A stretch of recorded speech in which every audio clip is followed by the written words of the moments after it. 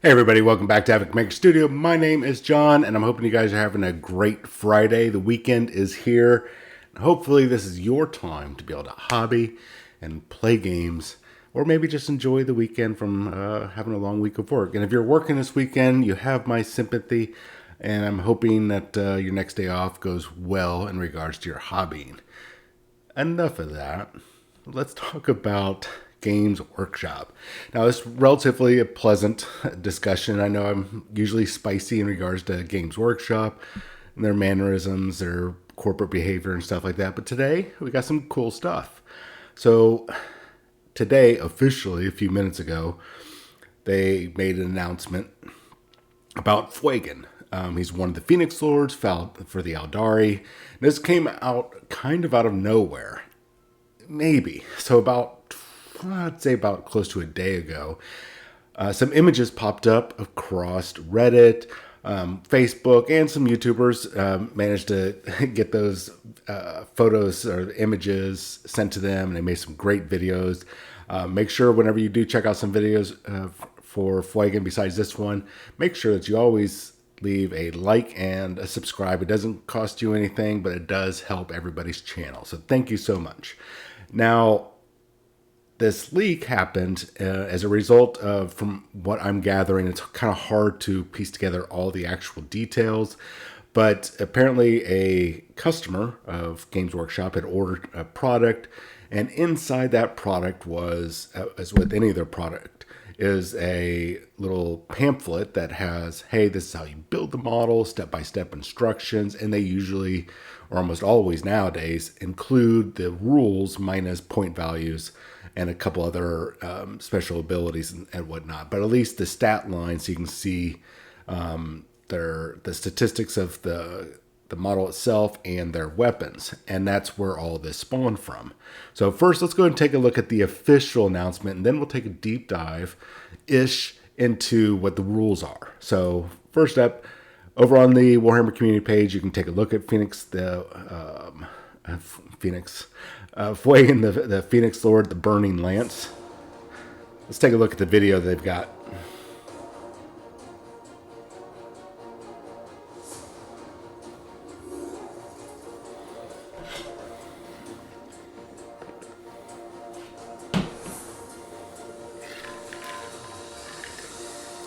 Pretty epic, in my opinion. Oh, I was going to pause it right there. We'll take a look at a different image. The Phoenix Lord, the Burning Lance, has been revealed. Whether this reveal was, since I do feel compelled to be a little spicy, was this reveal, or at least yesterday's leak, was that a planned leak, or was it fully accidental? What are the likelihood of that being accidental? We'll talk about that near the end here. But as of right now, we know that it's been leaked, and now they've done their official review about approximately one day after. And if this was all accidental, and the way that they turned around and made a pretty good reveal video and already got the article up, kudos on them. That means they're at least good at doing damage control. Now let's take a closer look at the model. Can we get bigger? Yeah, there we go. So this is Fuegan, the Burning Lance. He is one of the Phoenix Lords. See, we've got Phoenix Lords, I believe, don't quote me, but I believe we got one for the Shining Spears. There should be one. Well, actually, let's talk about the ones that are available. So now that Fuegan is out, so we've got Fuegan, we got Jane Czar from the Howling Banshees, and we have Morgan Ra from the Dark Reapers, and we have Corandus from the Striking Scorpions. I am probably butchering these names, but you know who I'm talking about. If you know, you know. So that leaves, I believe, Beharath from the Swooping Hawks, Azurman from the Dire Avengers. I don't know if there's one for the Shining Spears, and I don't know if there's one for the what are the spider guys? Oh my gosh, put it down in the comments below. What are the spider guys called? The spider guys. We're just going to go with the Spider-Man. Not Spider-Man, or Spider-Man. We're going to go with the Spider Aspect Warriors. We're just going to go with that because I can't think of it off the top of my head. Oh, It's embarrassing. So at any rate, so those are the ones that we have and the ones that we don't have. So right now, with him being revealed, let's take a look at his model. Well, you've already been taking a look while I've been rambling here. I think it is a pretty good model. I'm kind of torn. I would rather see these characters in an action pose. I would have preferred maybe him having his the Sear song. That's the name of his Melt-A-Lance there. I wish it would have been able to come across to be able to do it maybe a firing instead of this strike a pose like your Sailor Moon or something. I really get kind of tired of these striking a pose on a tactical rock or tactical ruins.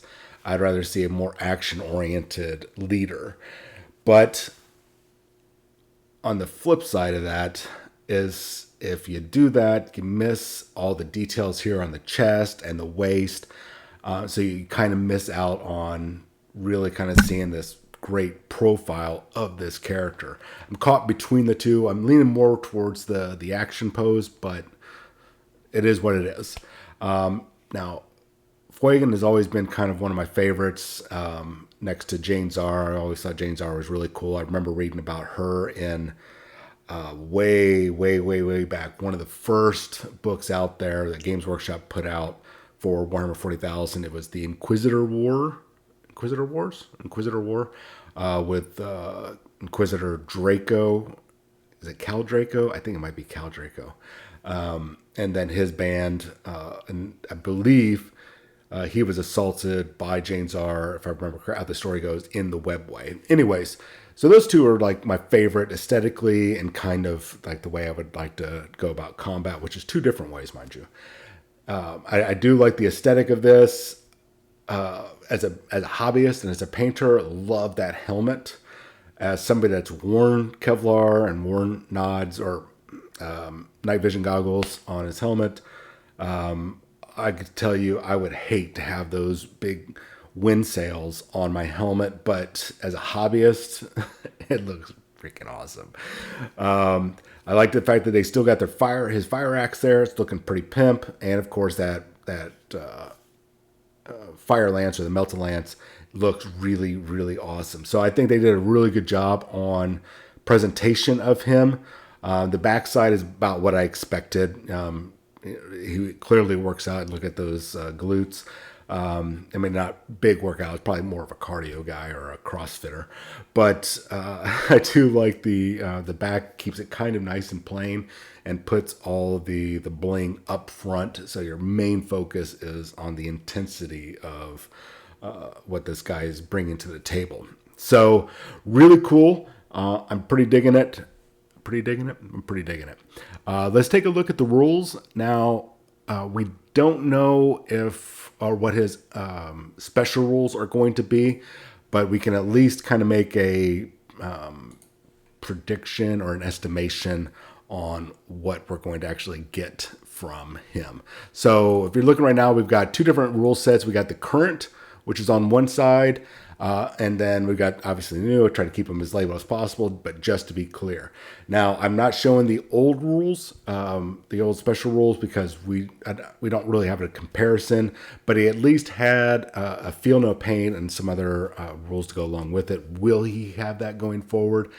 I hope so. The Phoenix Lords they're not quite Primarch level, but they're like major heroes, and they should have abilities that reflect it. So it looks like stat-wise, they're going to be the same level of movement, 7 inches. They're going to have 3 toughness, save of a 2+. Hopefully, going forward, he'll also have his 4+ invulnerable save. That seems to be the standard for your important leaders. Then the 5 wounds, 6 leadership, and then the 1 OC or the 1, objective control thing. Now, we've got his weapons look pretty much the same stat-wise across the board, which is good. There's no big changes in ranges or the number of attacks and damage and whatnot. Now, the changes that we are seeing is that the Sear Song, that's that Melt-A-Lance, has originally 2 different profiles. We had Beam, which was sustained hits D3, and you could do the Lance, which was just Melta 6. So there have been some improvements and maybe a bit of a downgrade depending on how you want to look at it. So we have two different ways of firing. The first one, which we're just going to consider, is the beam. Just as the original was, is the weapon now has assault ability. So that means you can move and shoot, but when you're doing that, you're going to be having the range. And Melta 1 is, hey, it's got the Melta rule. And then that's one shot Melta. And then sustained hits 2. That means you can get up to 2 hits versus the D3, which I think is a better rule versus the having a random rule. Games Workshop is trying to make this as streamlined, their game as streamlined as possible. They're taking a lot of the customization out of the game and trying to make it a little bit more even across the board, if you will. And sustained hits, I mean, you roll in a D3. If you're not familiar, you'll take a 6-sided dice. You'll roll it and basically divide it by 2. So 1 or 2 is a 1, 2 or sorry, a 3 or a 4 is a 2, and a 5 or 6 is a 3. So you get that kind of random roll, which, most of the time you're probably, well, actually you got 33% chance, or about 34% chance of getting any of those numbers. But having that guaranteed 2, I would rather have that guarantee number over that random. I would, especially when you need it, hey, I got two tries at this, two sustained hits, or crap, I just got 1. So 2 is better.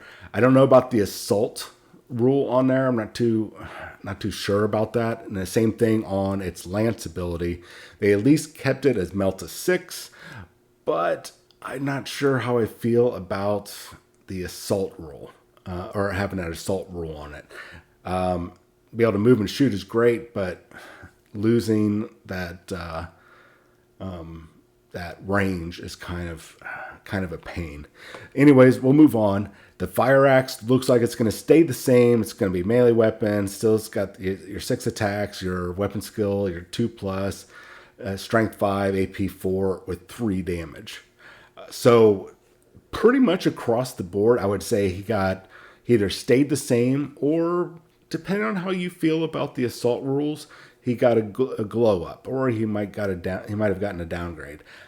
I'm not sure. Let me know what you guys think down in the comments below. I think overall this is a improvement over what he was before. Now, we still don't know what his additional rules is. Is he going to have that feel no pain? Is he going to have that rule where he got some bonuses for melt weapons? Is all that going to go forward, or is it going to, are they going to completely nerf him and he's going to be nothing? Now, point-wise, we don't know. I think currently right now he's around 130 points, but going forward, when this book releases, probably, I'm thinking the end of their third quarter, which is February, starting the beginning of their fourth quarter, which is March, April, May. I feel like he'll be at the end of February, beginning of March timeframe. That's when we'll probably get the Eldar. Cross our fingers. We could get them by the end of the year, but usually when we start seeing these previews, we're about 4 to 6 months out, and that'd be about the right time of being within that time frame. I think they're going to probably want to have the Eldar out before the end of their fourth quarter, so they can end kind of strong. So I'm suspecting that we will see Eldari probably around late February, March, mid-March timeframe. So hopefully, and now keep in mind that even if we get the points, those are going to change because Games Workshop has an issue on controlling their own meta, their own rules, and more than likely the rules when they come out, they're probably going to be at least point values, and some of the rules are going to be just they're going to be redone within probably 3 to 4 weeks. So just be aware of that if you're new to the hobby, or you're wondering what the hell I'm talking about. So good news all around. This might be what people were thinking of. This will end on this right here, that Games Workshop was looking at doing, or there's been previews or leaks of Azurman. He's the head of the Dire Avenger Aspect Temple, and even those rumors got around to me. That's been floating around for about a year now, I would say, So we might not be getting Azurman. It might be, hey, Fuegan is the next one. That's going to be the only reveal. The next book after that, we'll get Azurman maybe, or Baharoth, however you pronounce it, or I almost had it. I almost had the spider aspect warrior. Warp spiders. Yay, we got it. All right, warp spiders. I know, so close. So maybe we'll get the warp spider mysterious Exarch, which I don't think or our Phoenix Sword, which I don't think we've ever had a miniature for. I think we've had just an Exarch. So at any rate, ladies and gentlemen, I hope you guys have enjoyed this. Please put it down in a comment below. What do you guys think about Fuegan? Do you think Azurman and all the rest are going to pop out right now? Or is this it? Is it just going to be Fuegan? Are you excited about this model? Did you ever own him? Like back in the old school days when he was metal? Did you get the fine cast? I'd like to hear what you guys have to say about Fuegan. Anyways, you guys have yourself a wonderful Friday, and I will chat with you later. See ya.